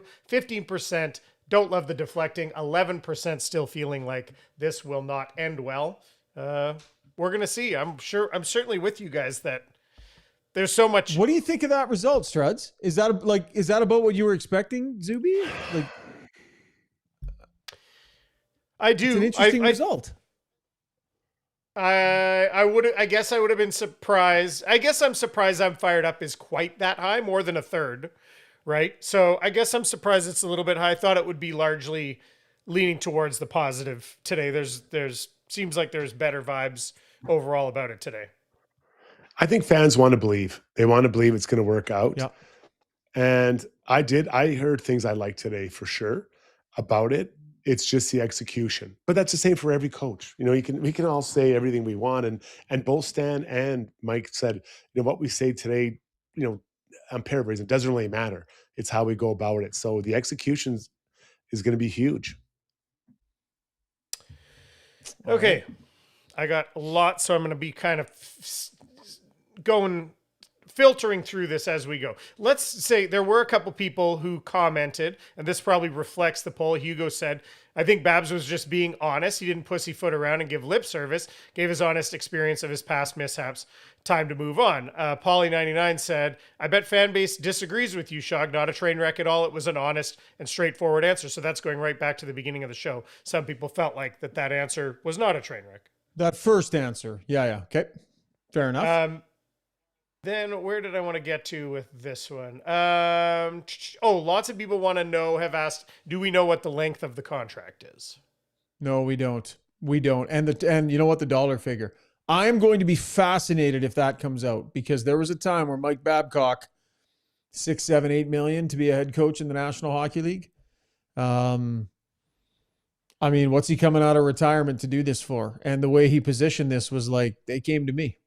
They came to me and they asked me to come here. So I don't know, Struds, if this is a bargain basement deal just to get back in the league. I wonder if they're paying a premium here for this guy. Yeah, it did seem like he felt he's doing them a favor, right? But he's confident, like he's guy. Now, I say this because it's easy for me to say this, but it really doesn't matter. The money, it matters to Daryl Cates because it's him cutting the checks, but there's zero effect on the salary cap for the players. So again, it's easy for me to say this. It's Daryl Cates' money, but I don't think it doesn't make a difference. It doesn't matter to me personally because it's the bottom line, and I'm not affected by that. All right, putting a button sort of on this aspect of it, Aaron Roberts said, honestly, fans and media need to let the emotional side of it go. This is not your family. It's pro sports. Winning is everything. And that was said today. Everything that was said today aligns with a winning mentality. Struddy, do you agree with that statement? The point is the journalistic part of it is, you guys are reporting, but their story, there's intrigue, there's stories to be told as well. But do you think the emotional part, it's time to sort of let that part go, Struddy? as far as what Babcock has had in the past, I think guess, it does. I think it is important because, when you're running a team, you've got to get players to believe into you or believe in what you're doing and to trust you and want to run through a wall for you, right? And that's, and it's a fine line between challenging players and getting them on board with what you're doing and believing in how you're doing it, right? And what you want them to do. So how do you get all those things to do it if you are, berating people past the point that is, in line with kind of what the world is dealing with today? Mm-hmm. Yeah, and I understand. I mean, the fans want to think positively and move past it all. I still stand by certainly every question I asked today, and I think the media group did its job today, grilling Mike a little bit on some of these stories that are out there about him, asking the question why things are going to be different moving forward. Absolutely had to be done. I mean, think about when he was heading into Columbus. Think if there was a media group there and a press conference like that, and we'd asked all the same questions because of the Marner stuff, and he had all these answers, and then that happened. I mean, they did their due diligence too, the Columbus Blue Jackets. They wanted to think positively too. They were in this exact position, and their fan base was too, just like you are, wanting things to be fine. And look what happened. There's questions that had to be asked. We asked them. Now we can start talking about a little bit more hockey.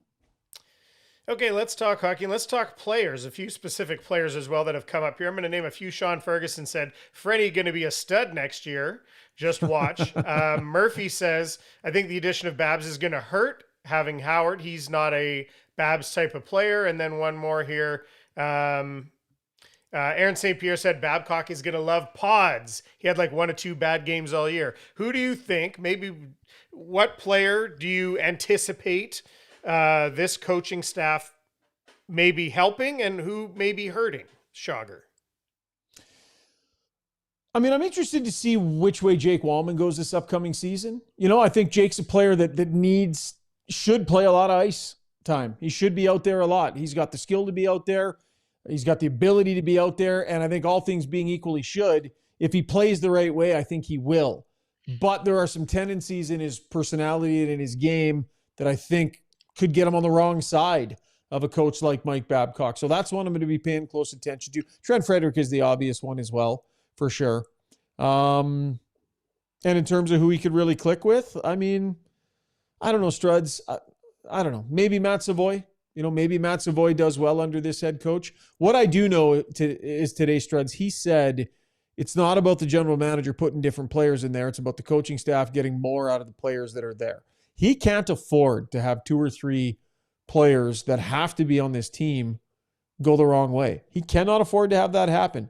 You can't. That's speaking out of both sides of your mouth. You have to find ways to get all these guys going. 3 guys, Jari, Wallman, and Trent Frederick. If those 3 guys all improve, that is huge for the Oilers. Like that'll be, they'll sing songs about Mike Babcock for 1,000 years, and those are obvious ones. I think that I'm going to put Szymanski in that group. Szymanski had a good year last year as a rookie and kind of put in a position. What does Mike Babcock see for him, or does he not see him? Like I think there's a player there. I think we all agree there. And what position does he put him? Does he get him into some penalty killing? Does he want him to kill penalties? Like who's going to kill penalties on this team? So if your fourth line is Cole Dock, Trent Frederick, and Szymanski, someone's got to kill penalties there. All right, here's a good one from Gags, and a couple people brought this up. Is there a chance that this coaching situation changes things in terms of Nurse? As it sounds like there was some chemistry with him and DJ Smith at the Worlds. Maybe that ship has sailed, but who knows? Shaugger, what do you believe? Do you think it's still very high probability that Nurse gets traded, or does the coaching situation maybe change things? I think that it's still a high probability that he gets moved. Both sides seem willing. Both sides seem to agree that this is an inflection point in the relationship. With that said, new faces, new staff. I don't know how the fan base feels, that for those who were hard on Darnell Nurse before, kind of his willingness to waive this no trade and to move on.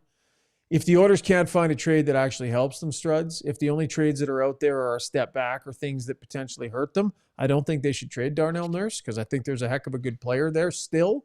So, yeah, is the pathway open to him return? There's enough new stuff that maybe gets different results. So my comment isn't based on Darnell Nurse not being a good player. My comment will be based on the fact that they've both agreed this is best that they move on. And I think it's hard to come back from that, right? Just imagine breaking up with someone and then you realize, oh my God, we got this apartment for another 6 months. We better stay together. And then you stay together. It's uncomfortable, right? So I think that it's gone past the point where you can bring it back. Not that I think there's animosity, or not that I know of. Maybe Shaugger, you know more than I would, but I think it's past that point. So barring, there only being trades that don't work, I would think there'll be trades that do work. GM seem to be in a trading mood. I think it's just past that. It's like, I think if I was Darnell, my mind is already somewhere else, Shaugger, and bring it back to this team. I think that would be tough. Here's an interesting suggestion from Lauren the Alchemist, saying Kapanen should get the same deal that Podkolzin got. 3 by 2.95. It's, a year later, cap's going up, but would it stand to reason that they say, we can't give you more than Pot, you're not going to get more than this guy. Struddy, do you think that would be a fair, if you're the Oilers, do you offer him, would you want Kapanen on that deal? I got to talk to Mike Babcock and see what I think. Cause where's like Howard Finn? If Kapanen comes back, everything's kind of sewing up, in there. Now it depends if you play the guys together or not, the big guys, I should say. And if Janmark is truly going to be on your team, that's another guy in there. And he's a cheaper version of Janmark, doesn't score as much, but maybe the new shoulder, he can do it. So I'm not sure I'd go that high. Shaugger. Yeah. I mean, 2.95 in the new cap world over the next couple of seasons. That's what fourth line players are probably going to end up making, is $2 to $3 million. Like, there'll be entry level guys and league minimum guys here and there, but for veteran fourth line guys, it's not going to be as painful a hit. But I think that Kasperi Kapanen has an opportunity to cash in a little bit of a different way here. Has been good in a couple of playoffs, right? Scored 4 goals in the playoffs in the 6 games that he played. I think this has the opportunity to be the big contract that he has been looking for in his career. Nothing ridiculous, but Struds, I think someone is going to give him over $3 million on a longer term deal, would be my guess. And I just don't know if the Oilers can do that. But what about as far as having some flexibility with your roster, right? Like does he jam it up? Does bringing him back jam it up? And does it allow you not to bring someone else? It's all the same. It's just all the same. Right. Like, you're literally just re-racking it from last season. Yeah. Yeah. And I think that's a little bit of it. No, if you're going to tell me the third line is going to be Nuge, Dickinson, and Kapanen, I'll listen. I can listen to that, right? Like, I think there's something there. But, do you want to have the same look? It's not that I don't like the player. I'm just, the contract, yes, it's also the fit and how it all fits together. Boy, just even saying the Podkolzin contract out loud, does that ever sound like a bargain for this team? Holy cow. Okay, here's a good one from Cyril Strainer, personal trainer. He says, Shaugger, do you anticipate any changes or challenges to the media coverage with this new regime? Very good question. Yeah, thanks for that, Cyril. No, I don't. I think it's going to be standard. It's going to be status quo. Mike Babcock will talk after practices. He'll talk after games. We'll ask the questions we need to ask. Unless he gets overly involved with which players are talking and which players aren't talking, and if he overhandles it a little bit on that front, sometimes you can get into situations where coaches can get a little handsy when it comes to trying to control who we get to talk to. I haven't had that experience with Mike Babcock before, though, and I've covered him a ton, so I don't think so. No problem asking him whatever needs to be asked. I think there's going to be tons of great sound bites. I think it'll be a cordial, decent relationship. And I'm actually looking forward to digging in and really getting into the nitty gritty and talking some hockey with the guy, because he's got interesting things to say. So no, I don't. I can't wait to stare at his hair. That hair is unbelievable. It's magical. It's magical. For a guy his age, man, that's a hell of a head of hair. I couldn't stop staring at it, man. I mean, Knobloch had a nice do on him, but this guy has got a rug. Unbelievable rug. Yeah, it's a flowing mane. It's impressive. This is an interesting question from Kenny Banya. He says, are star players a good judge of what they need coaching-wise? It sounds like that's where a big part of this is coming from. The leadership group, the star players. Struddy, you've been around some star players. Do you think they're a good judge of what they need to be as a coach? I think that star players are really, really smart, right? And they understand the game on a high level. Not that others can't, but I think they understand at a high level. And they maybe see the holes in their own game and in their team game, whereas maybe some other guys can't see that, right?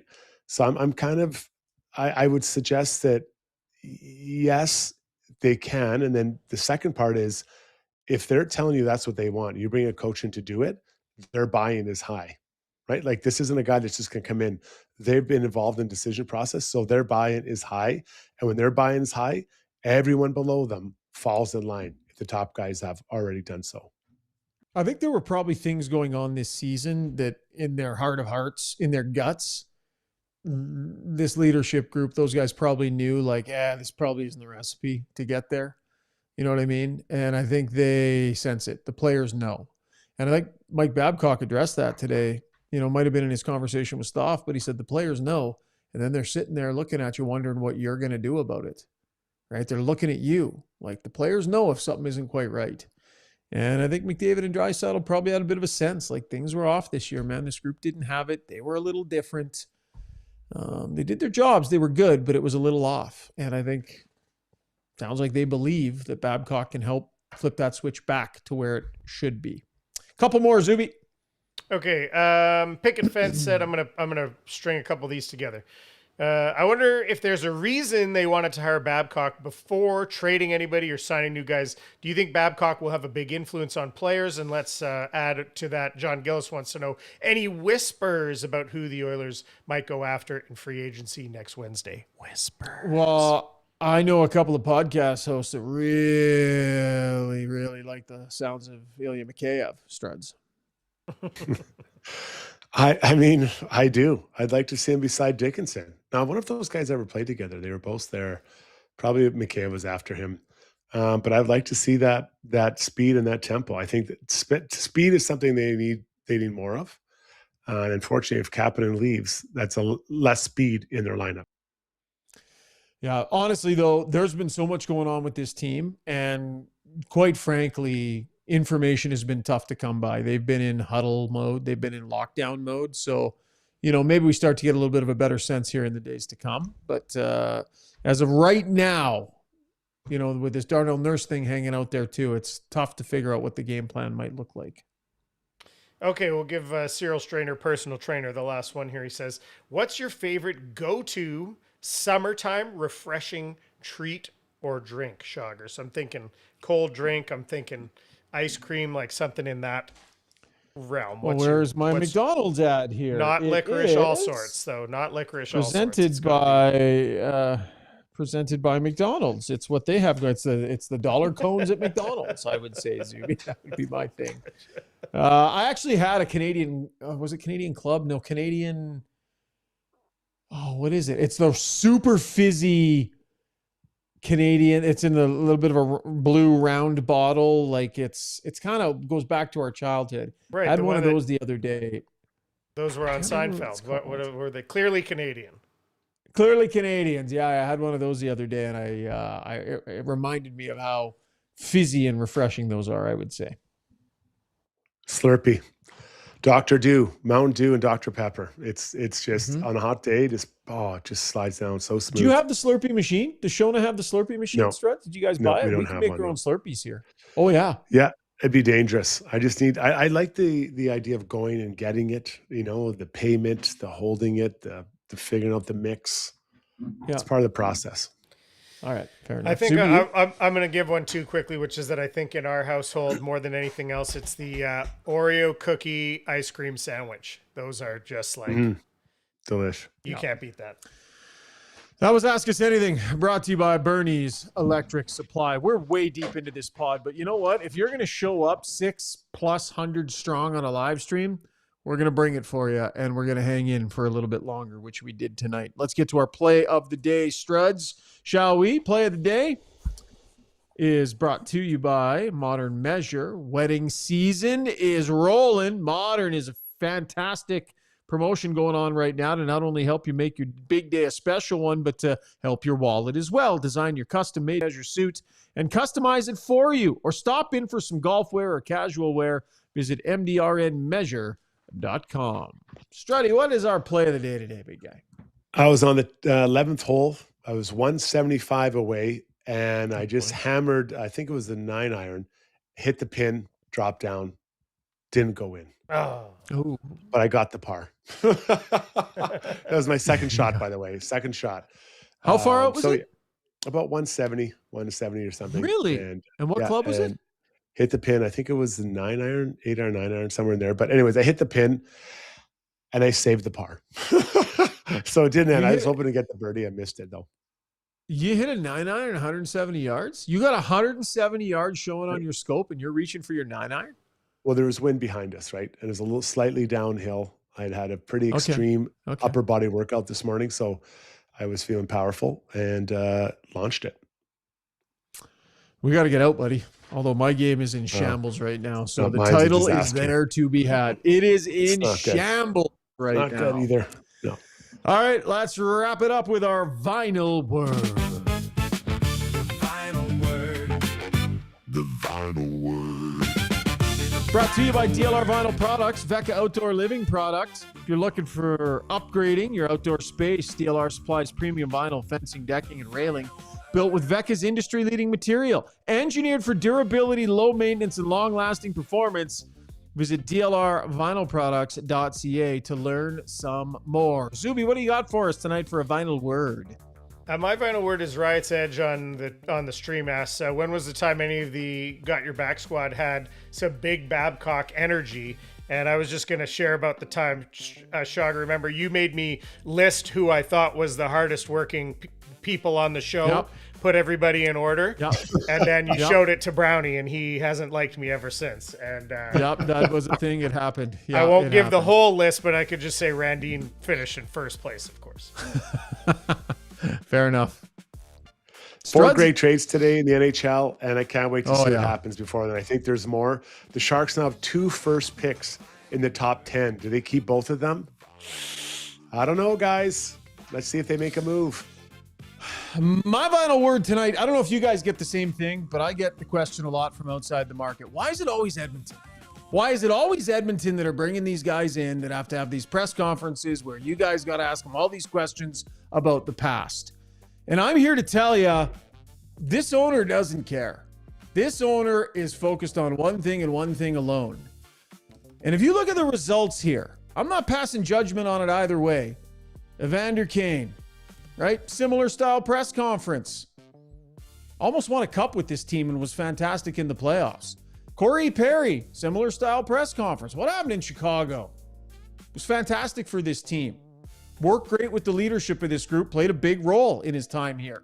Stan Bowman, this will be a little polarizing. Bit of an awkward press conference, some tough questions had to be asked.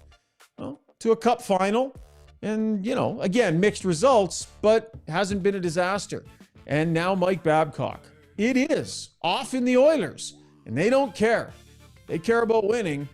And really, what price have they paid along the way for being the team that's willing to do this? And it continues. That's who owns this team. That's the way they roll. They're not worried about it. That's my vinyl word. Okay, boys, great show tonight. Struds, you brought it. It was awesome. We went 107 minutes. Might be our longest one of the year, buddy, but today was the day. Had to do it, and there'll be probably plenty others when there's some shifts and moves over the next 2 weeks. Yep, absolutely. Zuby, sorry for your technical frustrations earlier. Hope the rest of your night is calm and easy and goes well for you. Yeah, that could happen. I have to go back and revisit. I have to go back and revisit this problem once I wrap this up anyway. So we'll see. I might be having some sort of frosty summertime beverage to help me get through it.